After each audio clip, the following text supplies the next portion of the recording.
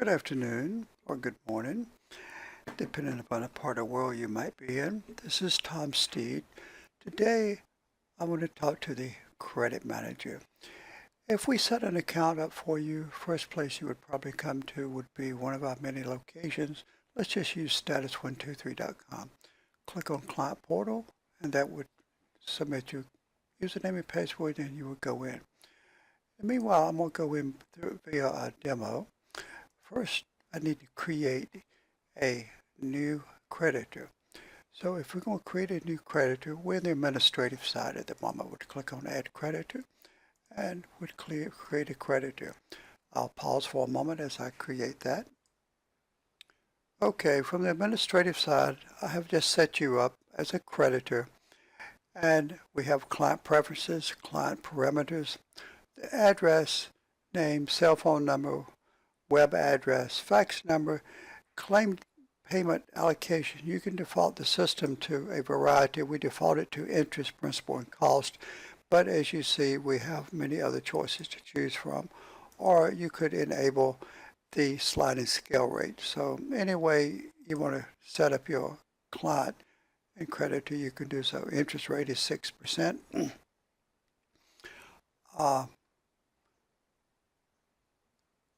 Collection rate, we forgot that. Let's put in 15% for collection rate. Now, do we want to give who was referred by the account executive and the salesperson? Do we want to give the creditor the right to do a 10-day demand letter on your letterhead? Yes or no? We're going to choose no for the moment. Client information, just testing the system. Now, would you like to give the client access? Let's say yes, and let's give him access. Username, let's give it. It's got to be at least 8 characters, and it is case sensitive. Let's use it simple. 1, 2, 3, 4, 5, 6, 7, 8. Now we're going to give that creditor access to the system. I will pause. Okay, back. I'm still on the administrative side setting up the creditor.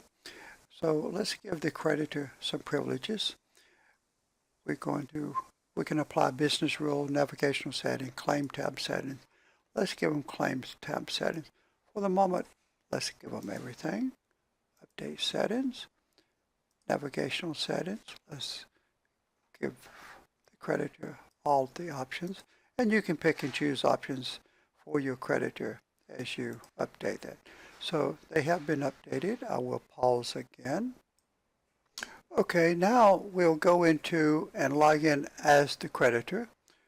So we would click login, which I've already logged in. We have a home button, which is welcome to Steed Printing Company, my name. We can add claims. It's very simple, and we'll do that in just a moment. We can manage claims. There's nothing to manage. There's reports. We'll hit that later. You can do reminders. You can do to-do, a briefcase, edit your profile, contact how to contact us, and interfaces where you can batch update and import pretty much anything you want to into the system. Let's pause. Back already. Now I have just filled out a claim with all the pertinent information we need to collect this claim with. We also have room for co-debtors. More than one co-debtor. Actually, you can add as many co-debtors as you wish. Amount placed, $5,000. Type of that's commercial. We decided there was $100 of previous interest, and the new interest rate is going to be at 6%. Last date of your invoice, and date of breach. The update status of limitation will be based upon the date of breach. Interest start date, firm number, schedule limitation date, additional file number, and the collection rate. It will default to whatever rate we have you set up at. But as you place a claim, if there's a special arrangement, then you can adjust it here. We're testing the system. You can also upload files from here as well. You would choose a file somewhere in your computer, and you would upload it. At the moment, we're not going to upload one at this time. We'll upload it at a later stage. I'll show you where that's at. Now we're going to add claim. The claim has been added. So we have seen home. We've seen add claims, very simple form for you. Now we're going to manage claims. Your claim will stay lit up in orange or gold until it's actually worked on. You can view active claims, closed claims, or any claims that's been archived. You can also download to Excel if you wish.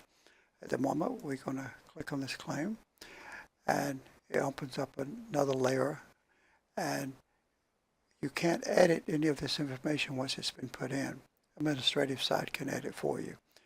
If you want to update your agency or your attorney, you could tell them that you received a check or something like this. It defaults to yes. Hit update claim. So that should be updated, I hope. So go over to notes. Yes, it will record your note history that you've asked the creditor or agency something. If your claim's in litigation, your case number, your court information, or judgment amount will display for you. There is no status on the claim yet because it hasn't been worked. We will come back and do that in a moment. We have reports that will give you a status report of all the claims you've placed. We say we have one claim that's placed for collection. We have pending money report. This depends on how much money you've received, which at this point you haven't. We haven't worked the claim yet.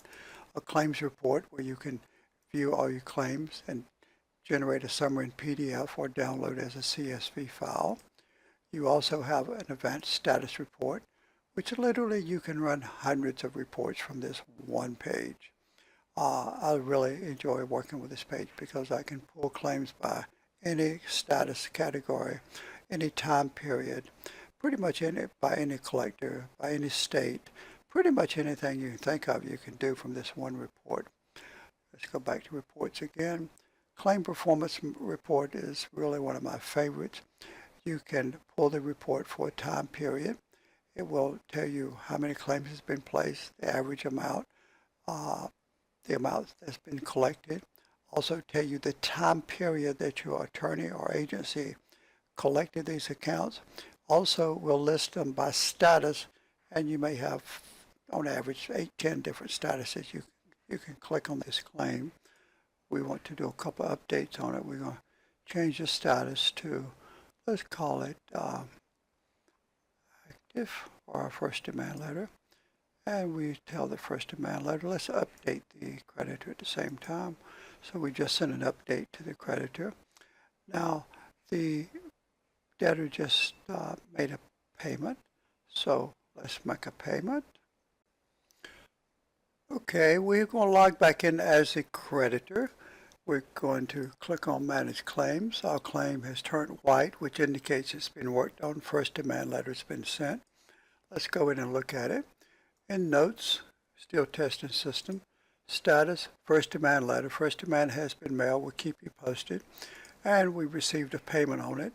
Received $1,000. The date, paid to, payment type, how much it's going to be remitted. Status is pending. Once it's been remitted, it shows remitted. And our remit check on it. Attachments, we have no attachments at the moment, so let's add a couple of attachments. We can open up one attachment. We can find another invoice. Let's give it this whatever name we wanted to give it. You can upload as many as 4 or 5 attachments at a time. So let's upload those. Now all those files have been uploaded. You yourself as a creditor can email those if you wish. And any documentation coming from the administrative side will be under your file folder here also. Click on your reminders for the day. If you can write a reminder for this particular claim. And if we click on reminders, it will tell you still have one reminder and still holding. So this is pretty much what the creditor can do. We also offer training videos to further assist you in how to run the system. So let's close that. Back over here.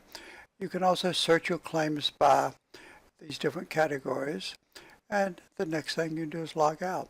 So that's what we give the creditor in order to submit their claims and manage their claims by the transparency that all creditors should have, is be able to see the process.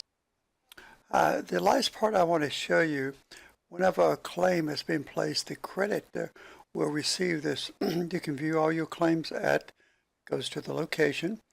Claim has been submitted, who the creditor is, the debtor, the address, amount due, interest paid, interest rate, and it gives you the email address it's coming from and the website that you can go to log in with.